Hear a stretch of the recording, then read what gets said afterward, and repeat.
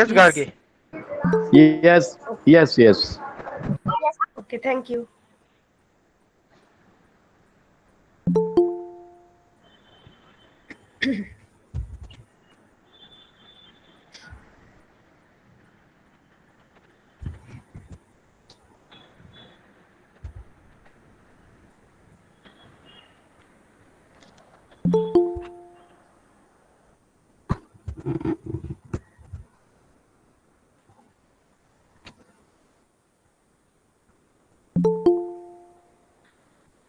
Add Okay. करो I'm going to. भाई. Hello. It's a kind request. Please switch off your mic and your video throughout the session.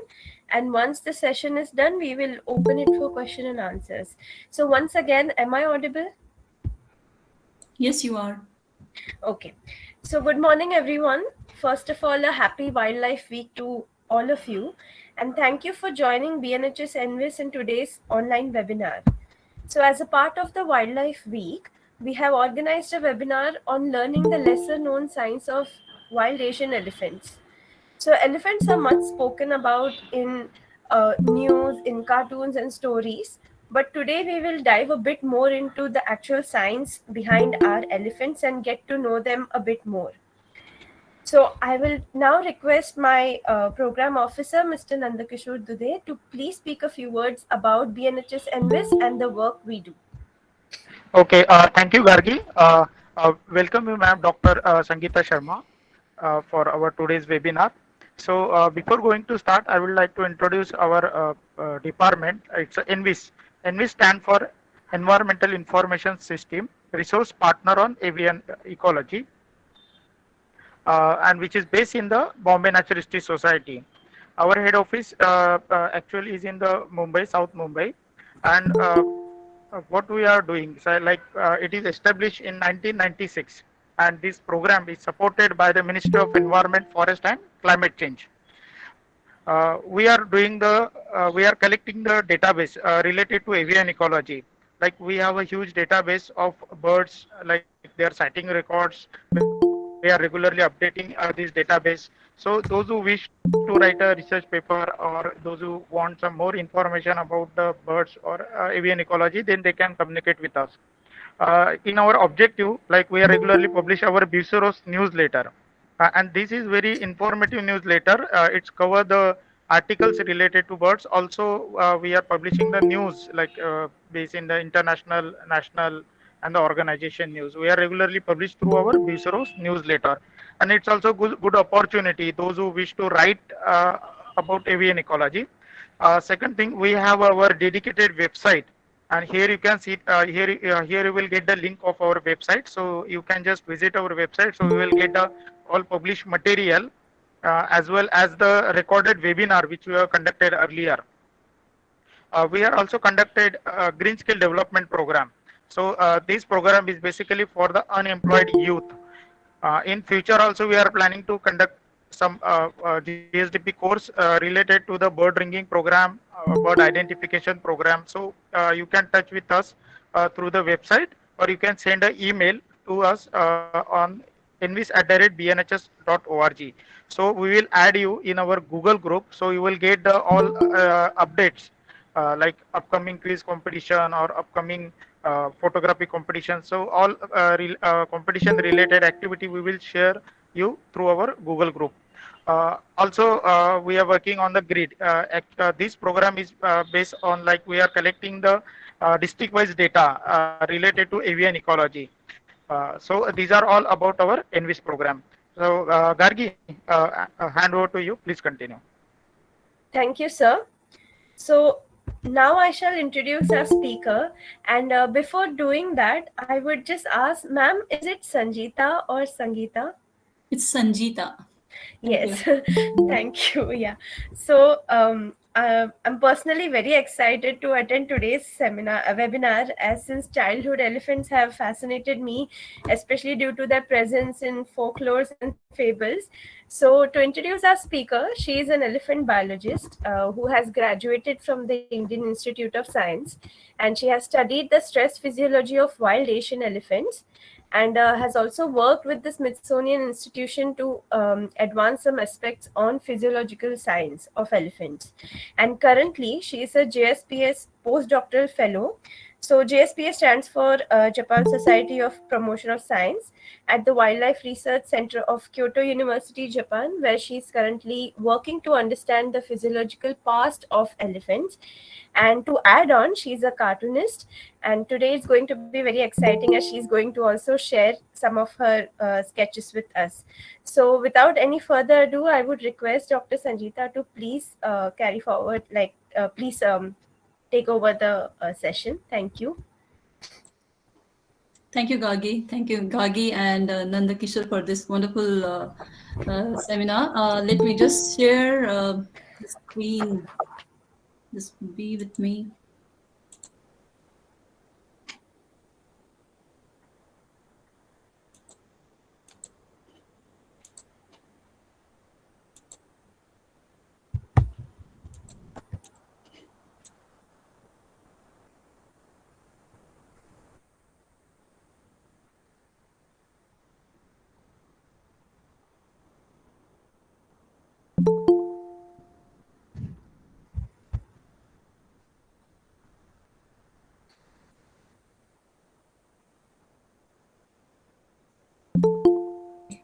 Can you see my screen there? Yes, ma'am. Yes, you Okay. can now play it. Can you see my presentation? Yes, it's full screen. Yes, ma'am. Thank you. Thank you so much. So I would like to, before starting presentation, I would like to thank Gargi for approaching me and inviting me for this wonderful session, and letting me to speak of one of my favorite animal, the Asian elephants. And I would like to thank BNHS and ENVIS for taking this wonderful initiative of awareing people about many wonderful animals that we have. And also to all the audiences who are trying to at least understand either wildlife, either big or small. I would like to wish for the wildlife week. And with this, I would like to start my presentation. And in this talk, I won't be talking about something entirely different, but most of the fact which we already know about Asian elephants, and there are some of the facts which we are still not aware of it. And that's where I'm selfishly grabbing this opportunity to talk about my own research. So with this, let us get started. And if you have any questions, I think at the end we can just have a discussion. At that time, I'll switch on my video because I have very, very poor internet connection right now. So when we talk about elephants, every time when someone ask me about what I feel of elephants, the first image that comes to me is of Lord Ganesha, because Lord Ganesha is kind of signifies the different kind of quality. Like, he's considered as a god of prosperity, knowledge, and wisdom.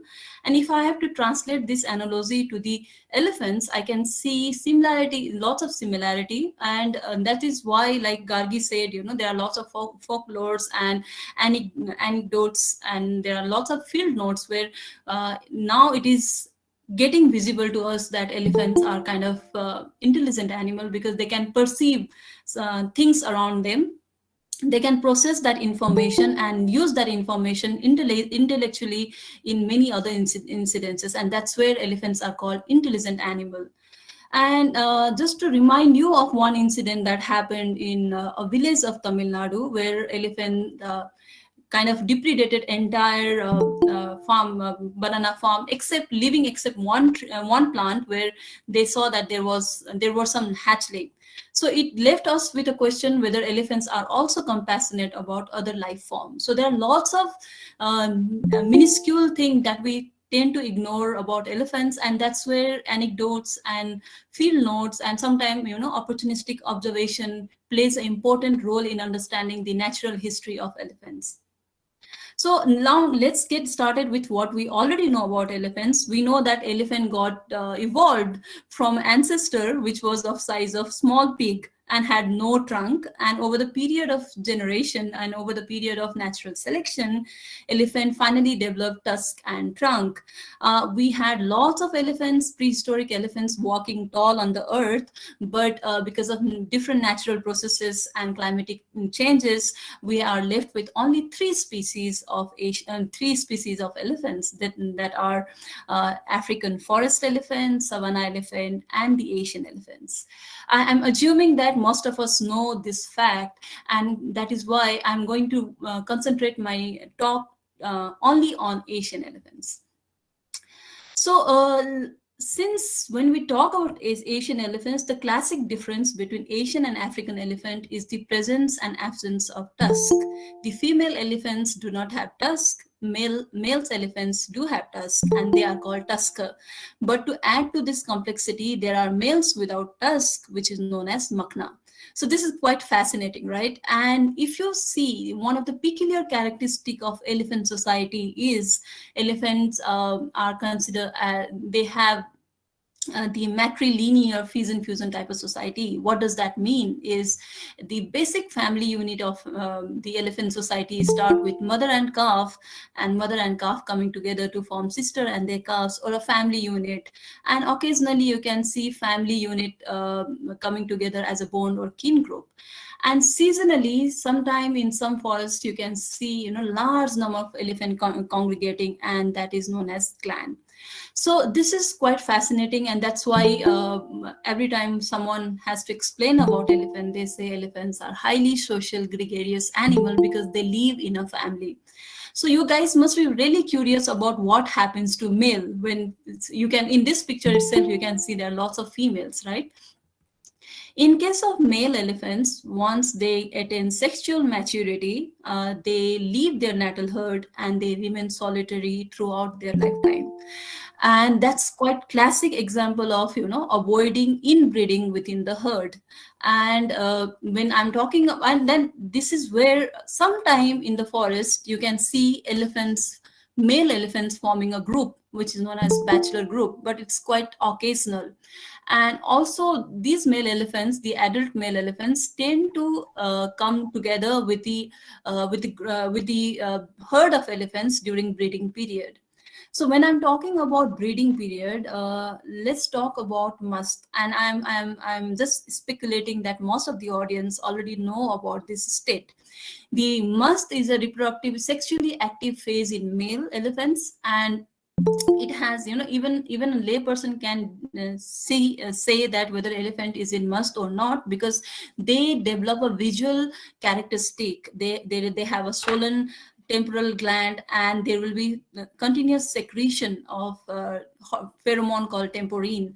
And in addition to that, they'll be dribbling urine, and there are lots of behavioral changes that occurs during must. They will be foraging less, they'll be rummaging for females, receptive female. The receptive females are called estrus female, and that's where female tend to allow male to come closer to her. And once the successful breeding occurs, elephant give birth to only one calf. There are some incidences where elephant are giving birth to twins, but generally they give birth to only one calf, and the intercalving period is almost 4 to 5 years. One fascinating fact I think all of us know is the gestation period in elephant is almost 22 to 23 months, which is 9 months in humans. So you can see that how many months, how more time is required to create one single elephant. And the female elephants are reproductively active, or she gains reproductive senescence at the age of around 50 to 60. So now we kind of understood that elephants have a strong social bonding. They undergo through different kind of reproductive phases, and that is where they need to communicate with each other, right? Because they are dispersed, they are coming together, there are lots of reproductive cycles that they are going through. So what kind of communication mode do elephant use? Elephant use multimodal communication. They generally have tactile communication where they tend to touch each other, and they use acoustic mostly when they are dispersed quite far, and also in general situation. It's highly context dependent. And And also, like I said, in case of musk, they use chemical communication through secretion of different pheromones, hormones, and so on and so forth. So with this, we understood a basic structure, basic ecology behind elephants. We know that elephants have two kinds of male with tusk, male without tusk. They have different kind of social structure, families, family group, clan coming together, and there are males who are solitary, and the males, they form a small bachelor group. So with this, let us look into different ecological function. I can hear some sound. Gargi, can you rectify Maybe it? should be Uh, mute. Hello. I think I can hear someone speaking. Hello, Mamta Mandal, can you please mute your microphone? Mamta, Mamta Mandal. It's okay. I think it's okay. Thank you, Gargi. So Uh, now, if we talk about, since here we were talking about the ecology of elephants, and I'm again going to talk about the fact which many of you know, that what kind of ecological role the elephant play. Elephants are considered as umbrella species, because if you conserve elephants or preserve elephants, the entire forest is going to get conserved. Thereafter conserving many animals, plants in that habitat. Elephants are considered as seed disperser because they tend to forage a lot, like for 16 hours, and every 2 to 3 hours they have a tendency of defecating. And since they are a moving animal, so they tend to disperse these seeds all across the forest. And there are many plant species which rely on elephants for germinating. And another classic example of ecosystem engineer is that savanna elephant. So elephant, you can see that there are multiple fur that elephant has as a ecological engineers. And one of the study in African elephants showed that they are also considered as a microhabitat creator. Uh, as they walk, because of their body size and body weight, they tend to form puddle, and in that puddle they found almost 1,000 different kind of microorganisms. So you can see that there are lots of services elephants are doing for the forest. And you just imagine that if you remove one elephant, or if you remove elephant from the ecosystem, over the period, gradually the ecosystem may collapse. So now let us see to their what is actually happening to their habitat. So here in this map, if you see, the light pink patches are where the elephants were found in prehistoric period, and the pockets of red dots are where elephants are restricted. So this is just a 6% of their historical range. That means there is rapid degradation of their habitat, and therefore it is very important to understand that how elephants are physiologically, behaviorally, and psychologically coping with such kind of rapid change happening to their ecosystem. So because of this rapid degradation, elephants are facing all kind of threat, be it in forest or in captivity. So I'm just pointing out some of the threats that elephants may go through, and these are like poaching, road and railway accidents. There are some malpractices like hakapatas, where they load vegetable with crackers to control other animals, but accidentally even elephant tend to feed on it. And there's something called electrocutions, where elephant get electric currents and shock and they die. Other than this is mostly related to the captivity, where people tend to abduct elephants from the forest, a small calf, and they use them in captivity. And many times people have no idea how to keep elephant in captivity, because they do not understand the basic biology and behavior behind the elephants. And that's where they fail to maintain the well-being of that elephant in the captivity. And there are other things like irresponsible tourism industry, where elephants are made to do things which elephants do not do in the wild. So these are certain kind of threat that elephants are facing through in the wild as well as in captive condition. And that is why you will not get surprised that every other day we come across one or the other news saying that elephant killed human being, elephant got electrocuted, elephant is coming to the village area, elephant being killed in train accidents, and elephant going rampage in the town. So, and so on and so forth. There are many such kind of news that circulates in newspaper and news media.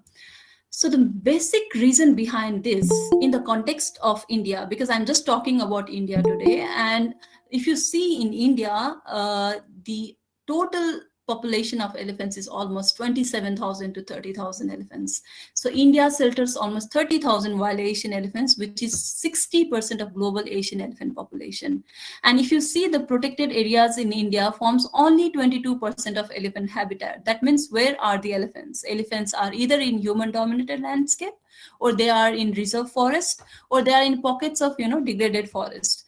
And since, as I've been highlighting, that elephants live in a group, they are large body animal, they need a large home range, and therefore they have a large space and resource requirement. And for that reason, you will always see elephant moving. They won't be staying in one place. And this kind of movement pattern can be seasonal, sometimes it's opportunistic. And the motivation behind elephant migrating from one forest to another forest could be reproductive, it can be nutrition for the space requirement, or sometimes it can be some stochastic events like forest fire and so on and so forth. So because of this reason, since they are limited habitat and since they have their own biological need, elephants are sharing resources and space with humans. And when there are two powerful species sharing resources and space, obviously, no doubt, there will be increase in adverse human-elephant interaction, which is popularly known as elephant-human conflict. If you have to dig out the statistic, it shows that almost 100 elephants to 500 humans get killed every year in India because of such kind of adverse interaction. So now this is where it is important to know more about elephants. That's where the elephant science is required. So if you see the trend of elephant science, you can see that, over the period of 20 years, it's increasing drastically. And the field of elephant science is not just restricted to conservation science or just ecology. It's spreading on a vast array of the topics. And in context of Asian elephants, if you see the research trend, it mostly focuses on population dynamics, sometimes on conflict management. People are interested in studying the habitat landscape use. They are also working on conservation welfare, corridors, behavior, social dynamics, cognition, captive management, physiology, disease, and reproductive biology. But in my case, I was more motivated to understand what is happening to elephants internally. And that is where I focused on studying the stress and understanding the physiology of elephants. So I would like to take you back again to the scenario where I said there is increasing incidences of elephant-human interaction, adverse interaction. And that is where I was motivated to understand that how this adverse interaction is influencing the health of the elephant. When I'm talking about health, I mean the homeostasis. So I don't want to use the big jargon here. Homeostasis is nothing but it's a body balancing mechanism. So how the challenges, just remember, whenever I use the term stressor, it refers to challenges or disturbances, or it can be a plain perturbation, natural perturbation. So how such kind of perturbation is influencing the body balancing mechanism of the animal is what I was interested in. And this phenomena or this response of animal towards challenges is called stress response. To learn more about this is just imagine there are many challenges. We know that there are many kind of challenges in the ecosystem, right? And these challenges are perceived by elephants. When they perceive such kind of challenges, the brain of the elephants, I'm not going to talk about more technical aspect of it. I'm not going to tell the detail of what actually happens at the cellular level. But those who are interested, please feel free to interact with me. I'll share my email ID later at the end of my talk. So when brain perceives such kind of challenges, it tends to signal the adrenal gland, which is right on the top of the kidney. And this adrenal gland, what it does is it secretes a chemical called cortisol or glucocorticoids, which is popularly known as stress hormone. Why they are called stress hormone? Because these hormones have glucocorticoid in general play many important role in biological function. One of the major function of glucocorticoid is to regulate the stress response. Once the cortisol gets secreted in blood, it will go back to brain and this cycle stops. And this cortisol, once is secreted in blood, it undergoes different kind of metabolic pathways. It goes conjugation, deconjugation, and different kind of metabolic processes, and gets excreted out as a fecal glucocorticoid metabolites. So this is very this phenomena is conserved across all mammalian system. This is exactly what happens to humans as well when they perceive stress, and this is actually very important for the biological functioning, proper biological functioning, and maintaining the homeostasis of animal. But imagine if animal tend to perceive such kind of stressor for prolonged period, and if the stressors are quite intense. Imagine if you keep on having no food, or you don't have money and you can't buy food for prolonged period, then that will enhance your stress, and that stress, the prolonged stress, is detrimental for the health of the elephant and also other mammals. It may lead to different health problems, including dysfunction of immune system, reproductive failure, and cognitive decline, and finally may threat the fitness and survival of the animal. And that is why I was more interested to know that how animals are, or elephants are, perceiving such kind of challenges in the ecosystem. So how exactly you can measure the stress hormone? The stress hormone can be measured by collecting the blood sample. But in my case, I had certain issues collecting the blood sample. First of all, I was working on wild Asian elephants, and collecting a sample from wild elephants near to impossible. And there are certain ethical concerns when you collect some blood sample from the wild individuals, and there are ways of collecting blood sample. You have to capture them, you have to restrain them, and there are lots of handling. So these handling itself can create additional stress to that animal, and hence I may be biasing my experiment, and moreover I may influence the natural behavior of that animal. And that is why I concentrated on collecting the feces of the elephants, and that's where more challenge begin, because I had to follow the elephants in the wild, which was more stressful for me. So if you see the research trend related to physiology, there are very limited study from the wild elephants. There are only 7 study that has come out from the wild Asian elephants, of which 4 is from my research itself. And most of the research is from the captive condition. And that is where, since there is paucity of scientific information, I was more interested to understand that how the stress hormone, or how the stress response is changing across different contexts. And that's where I address the proximate causation of stress response in wild Asian elephants. Then I started by jotting down different factors that could influence the stress response. And I found there are many factors, and most of these factors are interlinked. And since depending upon the feasibility of conducting study, and also depending upon the resources that I have to address this question, I focused on only few of these factors. So what exactly I did was, I chose the study site mostly in the forest of Karnataka and Tamil Nadu. I also studied in the West Bengal landscape to see how different kind of human disturbances would influence the stress response. So my motive of selecting this study site was to used to capture all kind of stressful event that I could, or biological event that I could capture. So in the forest, what I used to do is, I used to follow the elephants. I used to ID them if I can see them, and then mark the ace class. And once the elephant defecate and move away, I used to go quickly and collect the fresh dung sample, keep them in the ice packs, ice box, and bring them back to my field station. And in the lab, what I did was, the stored sample, the collected and the stored sample were extracted and analyzed. I used ELISA technique. I won't go into detail of what exactly I did in lab, but those who are interested to know more technical fact about this, please write to me. I'll share my paper and also share the protocol related to it. So with this, I just want to give you the snapshot of what exactly I found.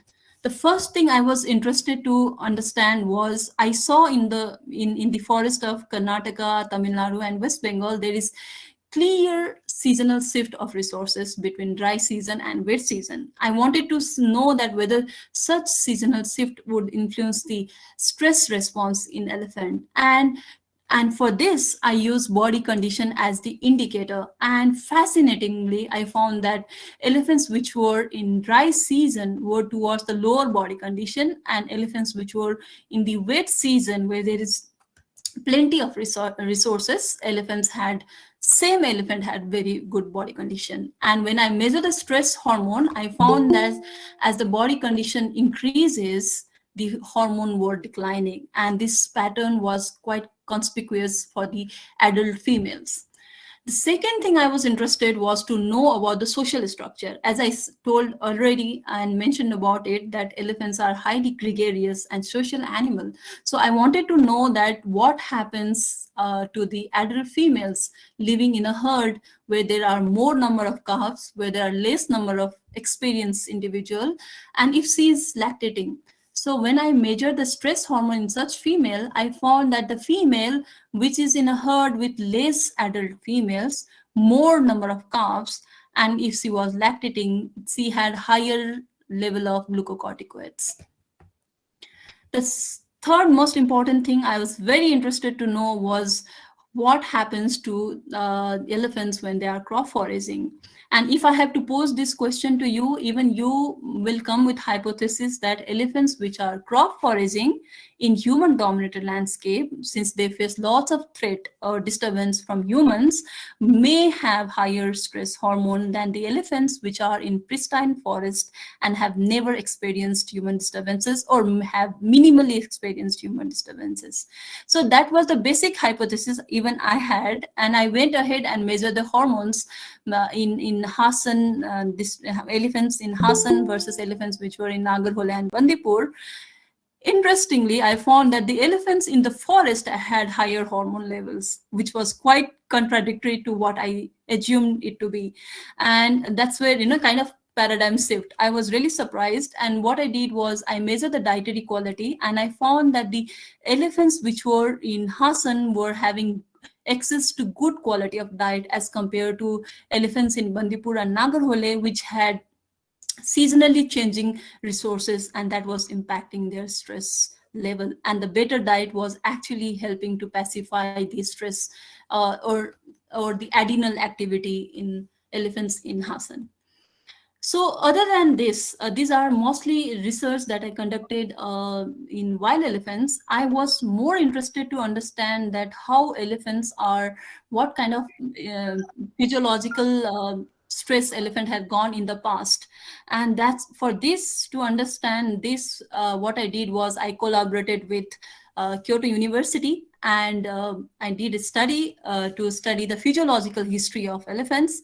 In the captive elephants, I used the stress hormone interact in tail hair of the elephants, and I measured. And interestingly, I found that the period where elephants underwent through several kind of stressful events in their past actually correlated with the stress hormone.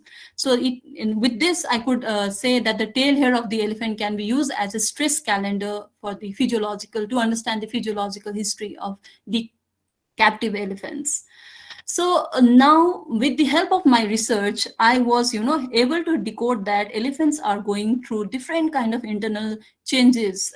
When there are resource abundances and distribution, they tend to have more stress or less stress. There are other factors like predation, threat to calves, nutritional demand during reproductive stages, cooperative care and presence of experienced female, psychological stress, health condition, human-induced disturbances, quality of habitat. All these factors tend to influence the stress in elephants.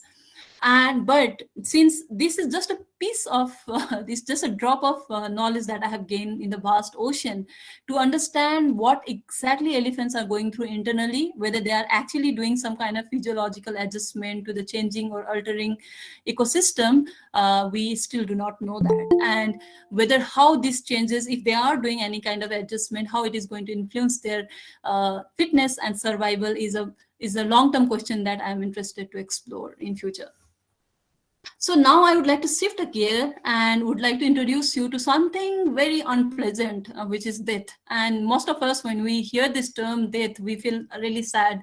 And when someone asks you what is death, the human have their own concept about death. They know that death means something inevitable, that everyone who is alive will die someday. They know that once a person is dead, that person will not feel or perceive anything. We do know that the death once the dead person dies, they will never get back, or it's not cannot be revived. And we do know that when person is dead, their biological function will cease. Now we were curious to know that whether animal can also feel this, whether animal also have same perception or not. But since when we are talking about animals, quite rare phenomenon, because to see this kind of behavior will be very low in frequency, because many time animals are so elusive, and sometimes the field condition is so harsh that you can't see how any animals are reacting. So this science, this branch of science which deals with how animal reacts to their dying or dead kins is called as comparative thanatology. And in our case, we were more interested to know whether elephants react to the death of their family members or any other elephants in their habitat.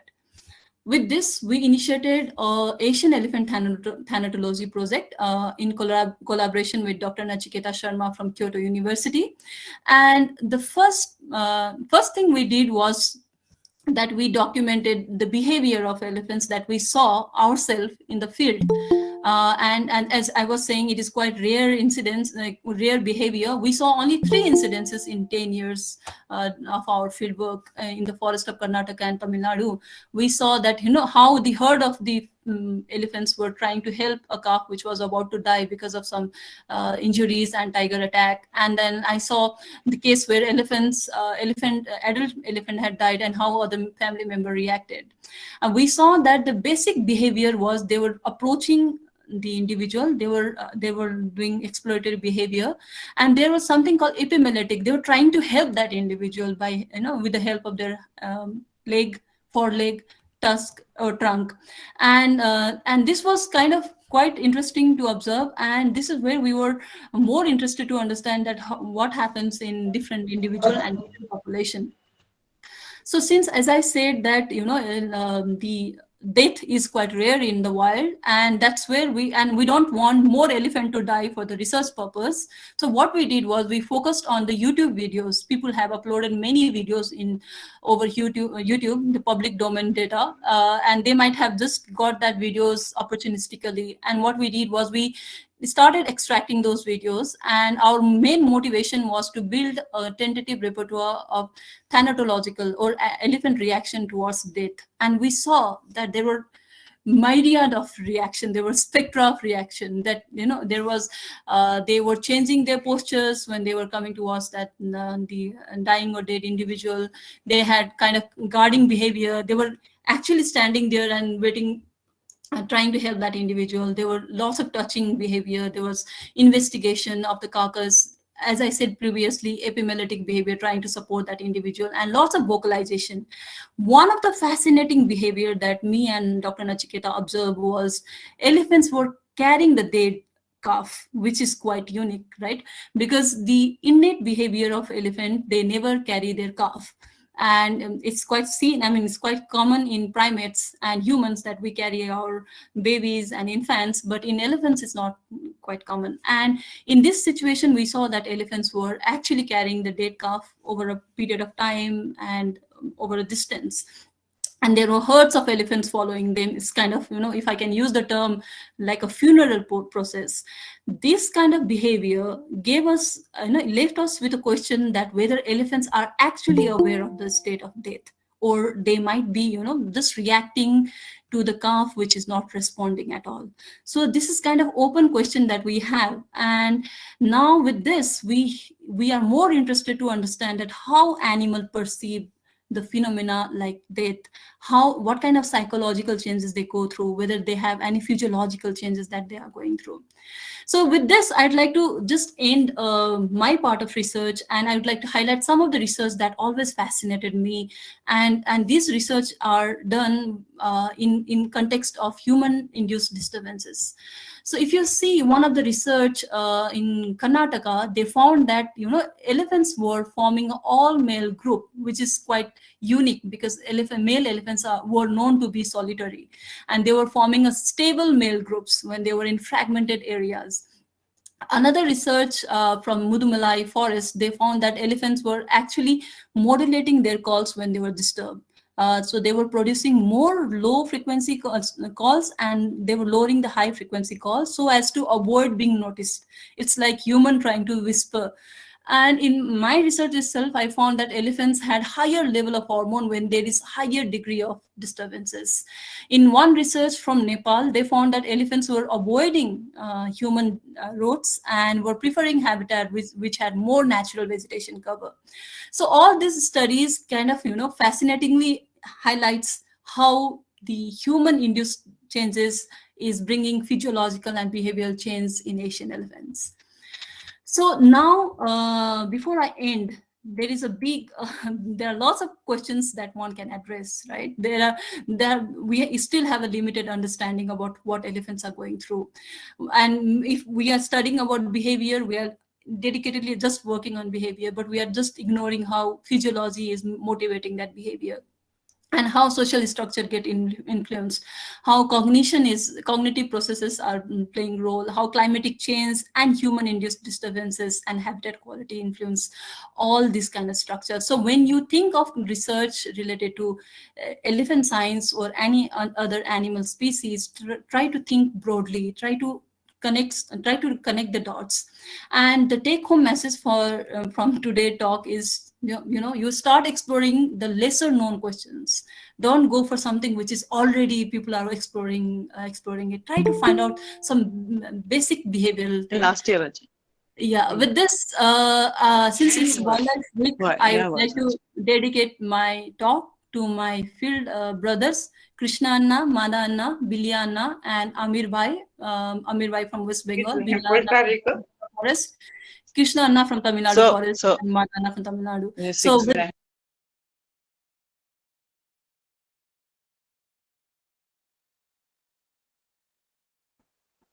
Hello, ma'am. You are on mute, Sanjeeta ma'am.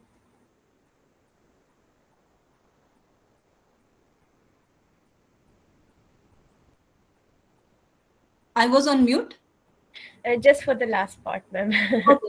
This in the last part, what I was saying was I was just I want to. The last part is the last acknowledgement slide. I was mute, or yeah, acknowledgement.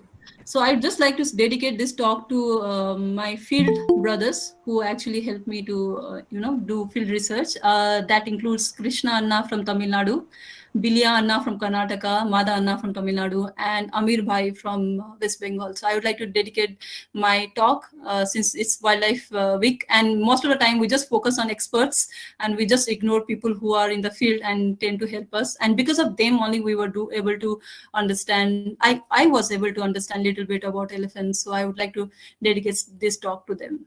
And thank you. And I would like to take questions. Thank you so much, ma'am. First of all, I would like to thank you for this wonderful presentation and to tell us a bit more about elephants and how intelligent they are. Especially, I loved the part where you told us about how they react to death, because I have seen a few videos and I have read books where they show compassion just like humans do.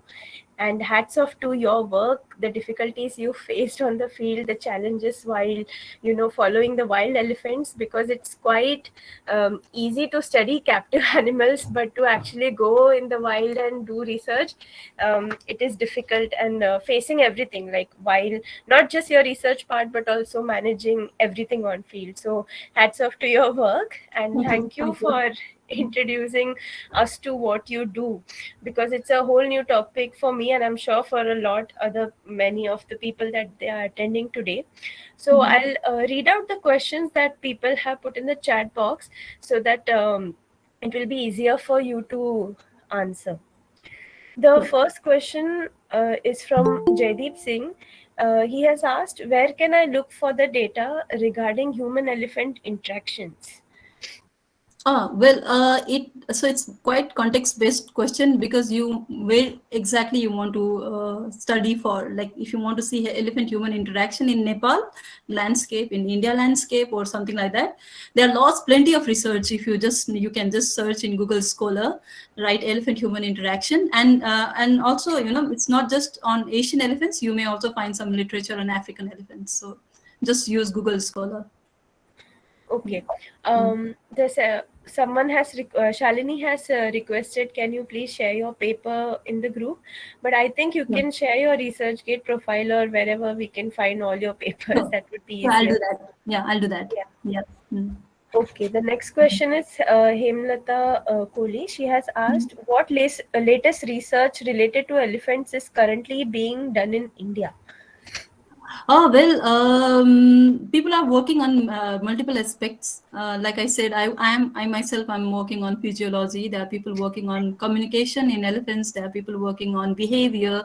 They are working on elephant-human conflict management and mitigations. People are working on wide array of topics, and that's where there are some of the topics which has not been touched. Like if you see behavior and physiology is very less studied on wild elephants, where as compared to, I'm talking in a relative terms, as compared to African elephants. So we have lots of questions which is still unanswered, and that's where whoever attended this talk and whoever is planning to work on Asian elephants, you are most welcome on board. You should start working on it.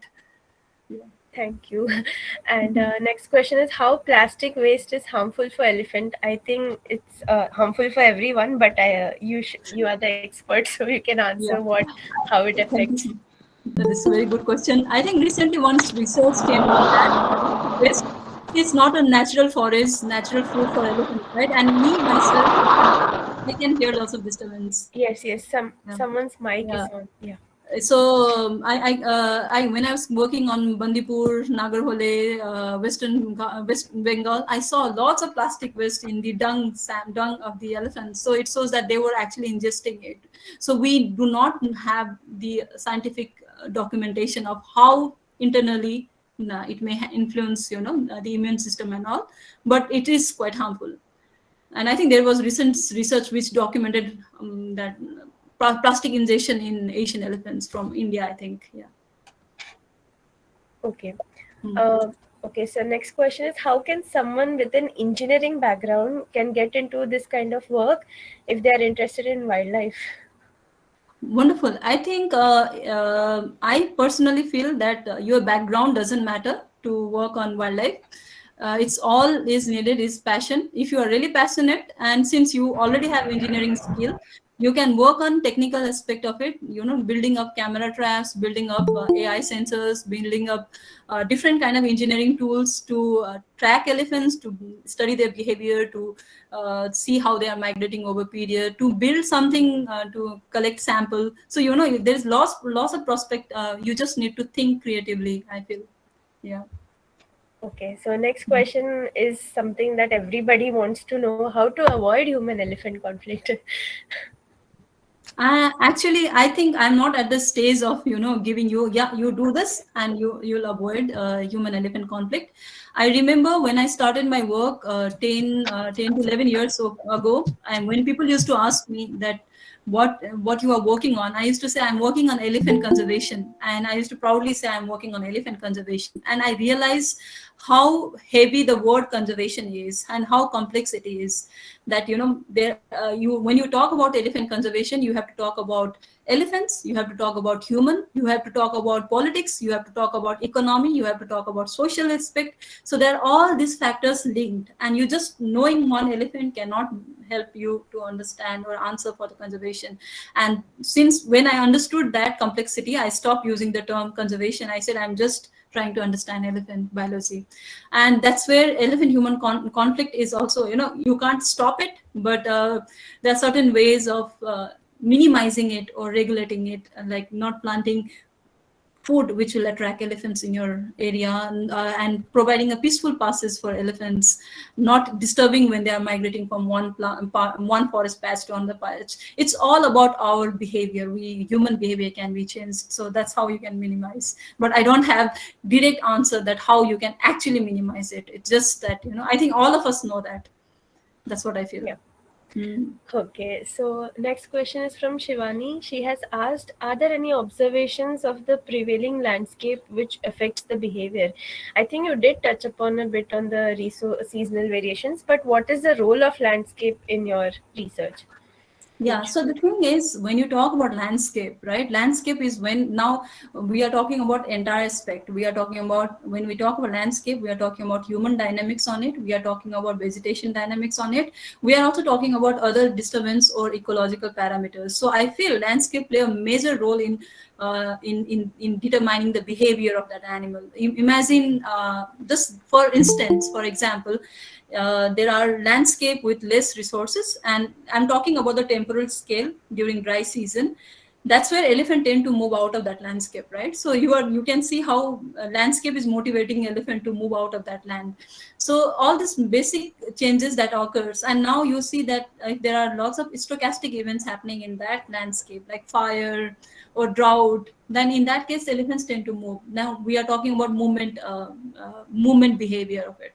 And now you add human dimension on it, like lots of human related disturbances happening there. Elephant will tend to change their behavior. If they have no option to go out to other place, what they do is they manipulate, they alter their behavior. They tend to be more active during the night time. They tend to hide, or that is called refuse, during the daytime. And so there are lots of these minuscule behavioral changes that is happening in elephants. That's what I can say. Yeah. Okay, thank you. And somebody has asked in Hindi, मैं भी वन्य और वन्य जीव संरक्षण के क्षेत्र में आपकी तरह काम करना चाहता हूँ, कैसे क्या कोई गाइड कर सकता है? I think you did answer this question, but if you can say it in Hindi, और इफ यू मैं नेपाल से हूँ, तो मेरा हिंदी थोड़ा थोड़ा खराब रहेगा, पर मैं इस प्रश्न का उत्तर देने का कोशिश करती हूँ। जैसे मैंने अभी उत्तर दिया कि वन्य जंतु के संरक्षण के काम करने के लिए आपको एक एक्सपर्ट और एक्सपर्टीज होना जरूरी नहीं है। आपको खाली एक प्रोत्साहन का जरूरत है। अगर आप सच में कुछ करना चाहते हो तो आप क्या कर सकते हो,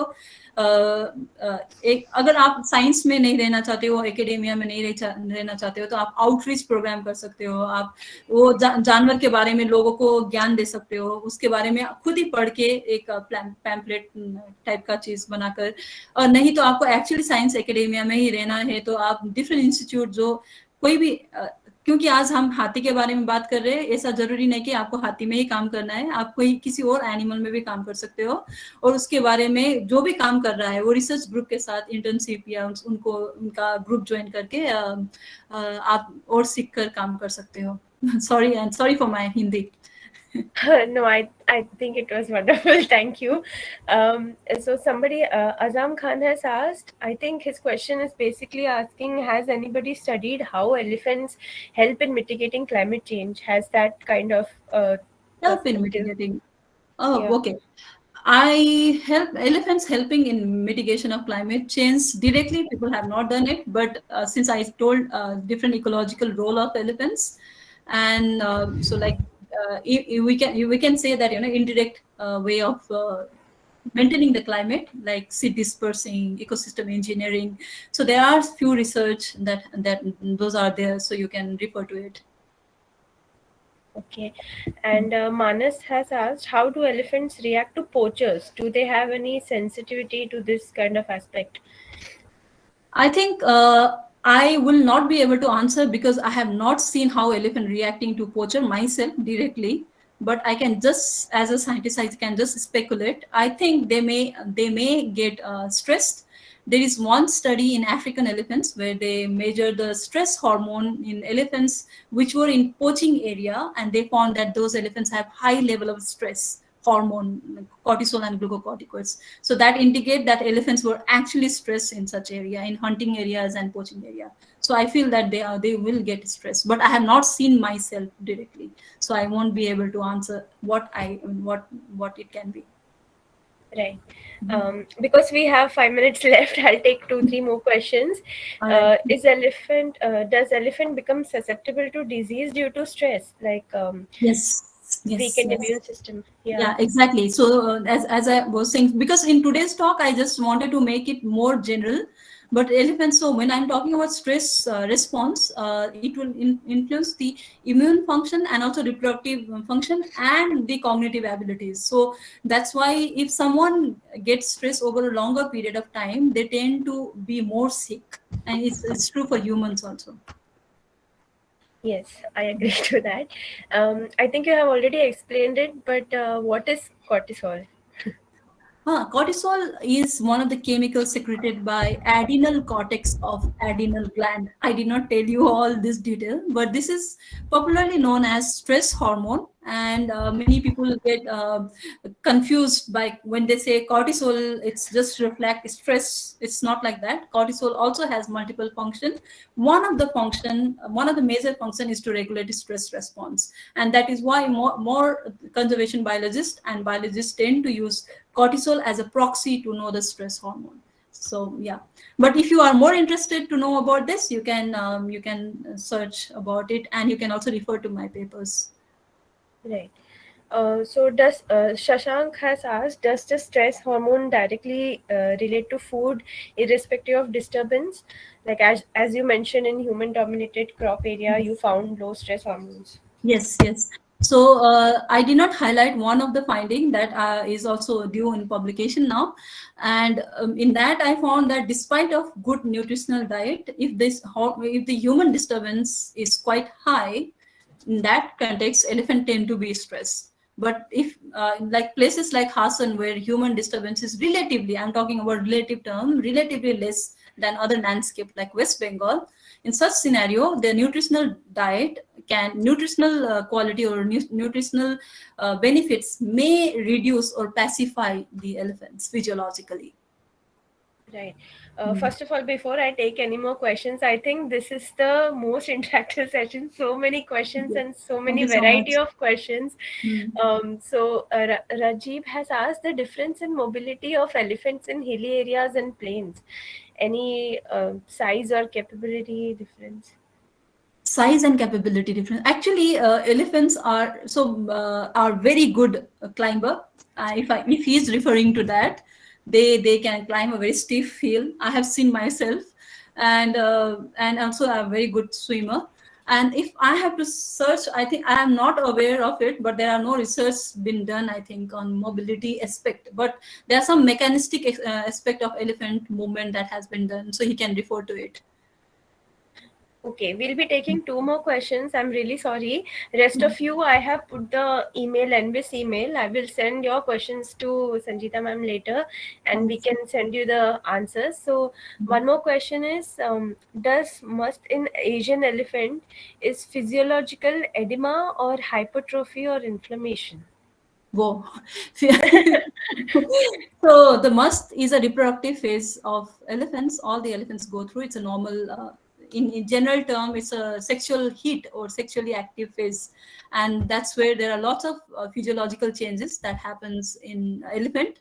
There are high testosterone level than non-must individual. They tend to change their behavior, their interaction. In the wild, it's quite common phenomena. Elephants will calmly reacting to it, but in context of captivity, and when people are not aware of situation like must, people tend to say that must is more aggressive phase because there is high rise in testosterone hormone. And since in the captivity you are restricting the movement of elephants, and that's where elephant tend to get more stressed, and that's where they become more aggressive. And many people have this misconception that it's kind of negative phase of the elephants. I think I hope I answered that question. Right. Mm. One last question. I think this is very important as it is associated with some misconceptions. So, is it true that Tusker elephant takes revenge of harming them? I think that revenge perspective is just human. I feel it's just human. We have tendency of taking revenge, and nobody has done research on whether elephants or other animals are revengeful. No elephants or no animals will attack you until and unless they are provoked. Provoked in a sense, if you are in their space, you are not respecting their space, you are not respecting their temperament, that is when you tend to get attacked by animals. I'm talking out of my experience. I have worked in forests like Karnataka and Tamil Nadu. It's quite dense and there are lots of traffics of elephants walking around, and fortunately I came out alive because many times I have always, the only principle I followed in the forest was to respect the space and temperament of the animal. So I think no animal will attack you. They are not revengeful. At this stage of science, I think they are not revengeful. Right. So thank you so much, ma'am. And so many people have appreciated in the chat for your outstanding work and what you're Thank you doing. so much. Thanks to Yeah, all. and even I agree with them. Thank you. Sorry, so many people are sending in questions. I would please request you to send it to ENVIS, BNHS.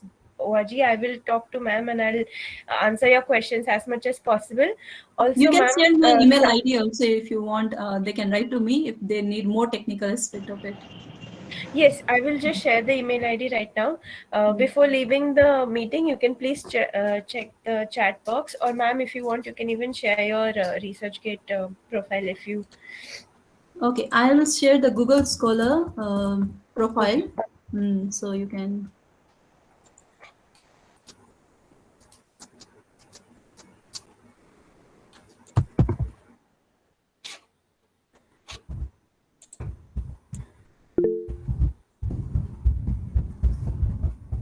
If you search Sanjeeta Sharma Pokharel elephant, Yes. you'll in Google, then you'll get most of my work.